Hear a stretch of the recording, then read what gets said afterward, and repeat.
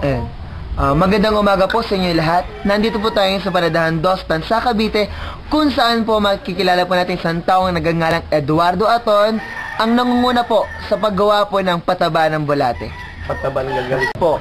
Ngayon, papakita ko po sa inyo kung paano mag-alaga ng pataba na nanggagaling sa bulate. Ang akin po mga kasama, ito po mga apo ko, si Ryan, si Alwin, saka si Ajing. Iyan mo kami para makuha. Ito po ang mga gamit namin. Ito ang ipil-ipil. Ipil-ipil po yun. Malayo.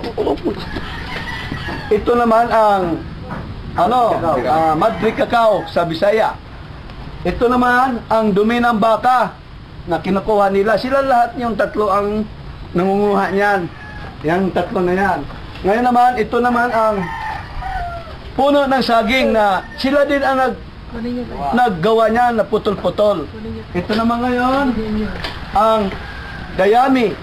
Dayami na nakababad sa tubig yan. Yan po ang mga sangkap na aming pinakita sa inyo at papakain namin sa bulate. Ngayon, ito po ang lagayan ng bulate. Dito po namin ilalagay yan, katabi dito sa nakaumbok na dati marami pong bulate yan. Maraming bulate yan. Stop na. Ito ang mga dumi ng baka. Yan ito kasama sa pagkain ng mga sa bulate. Ito naman ang puno ng saging na pinagtsap-tsap namin, pinagtatad namin para pagkain din sa bulate. Ito ang dayami na nakababad sa tubig. Yan, dayami yan. Pakain din sa bulate yan. Ito ang lagayan ng bulate.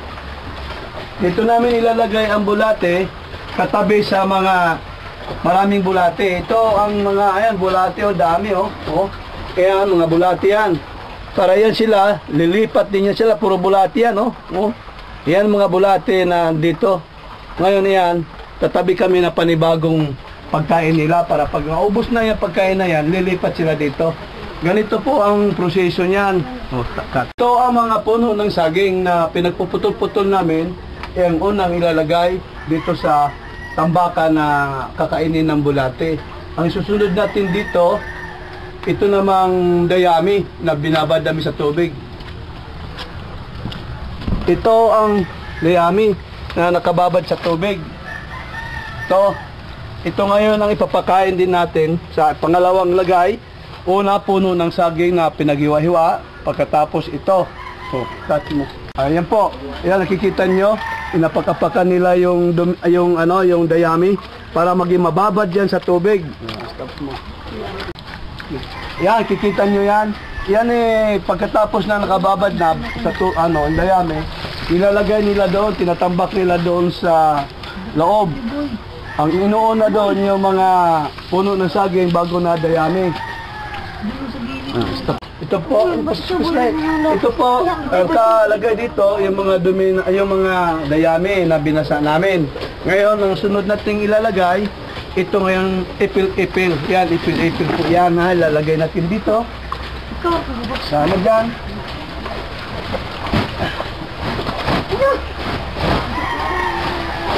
Yan, mga damo din yan. Mga damo, nandito na lahat. Ay, bago mo sa akin. Bago natangal eh. Yan, kita nyo yan. Yan lahat yan, nandito. Pagkatapos naman, ito naman tinatawag natin ha. Ito, madri cacao. Madri cacao. Dito natin nalagay. Pakwati. Pakwati yan. Dito naman nalagay yan. Yan. Kita nyo?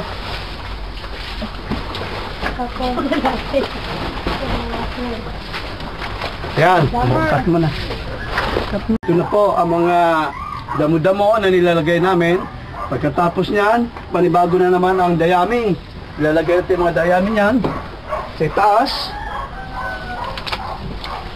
Yan. Ilalagay natin dyan. Yung mga dayami na yan. Para tatakpan sila ng ayos. Pagkatapos niyan, sa dayami na yan, ilalagay naman natin ngayon yung dumi ng baka na binabad natin sa tubig. Ito po yun. Stop. Stop. Okay, ito. Ano, doon ka pa, ano mo? Basta man yan. Doon ka lang mag-ano. Ito ang dumi ng baka na kababad sa tubig. Talagyan natin sa balde. Yan.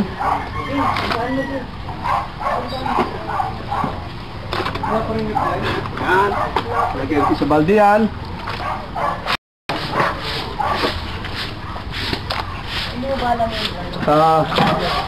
Ilagay natin dito sa ilagay natin ang dumi ng baka dito sa itaas.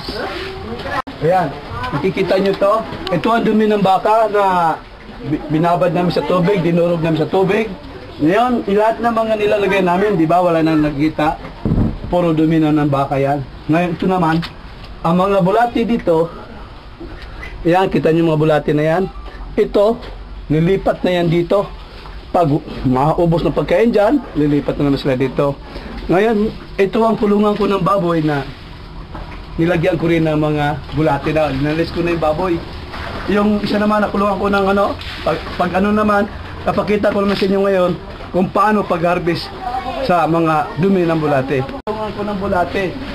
Malaki itong lahat to. Tinan mo yung mga dumi ng bulati yan, mga dumi ng bulati. Ngayon, ang pag-harvest naman yan, ito lang. Ang pag-harvest niyan, dito lang sa taas, katulad niyan, no? Nilalagay dyan, hindi siya pwedeng, dito lang, ano katong to? Ganyan, kita nyo yan. Ganyan lang mag-harvest niyan, inaalis lang yung mga dumi ng bulate. Yan, kita nyo yan. Yan, no? Yan mga ano na yan, mga dumi ng bulate yan. Yan po. Tapos dito sa ilalim dito, yan, kita nyo yan, bulati, yung daming bulati, oh. Oh. Kita mo, daming bulati sa ilalim. No? Ngayon, ang kukunin natin, yun lang dumi nila dito na sa taas.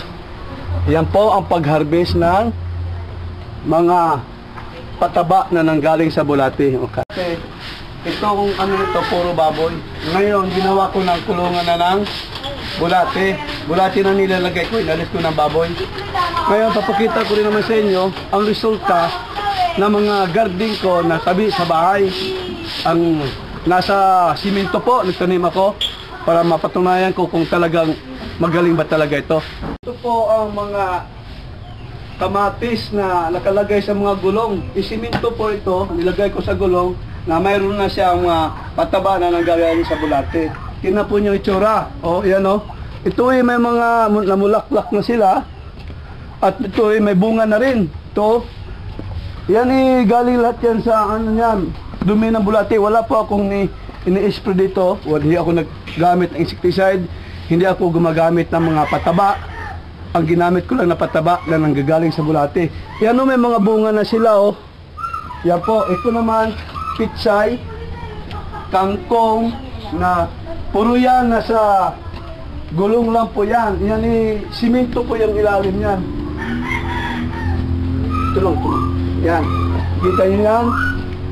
Yan po lahat, puro sa gulong lahat yan. Simento po yung ilalim. Ang ginamit ko lang na pataba, yung dumi lang po ng bulate.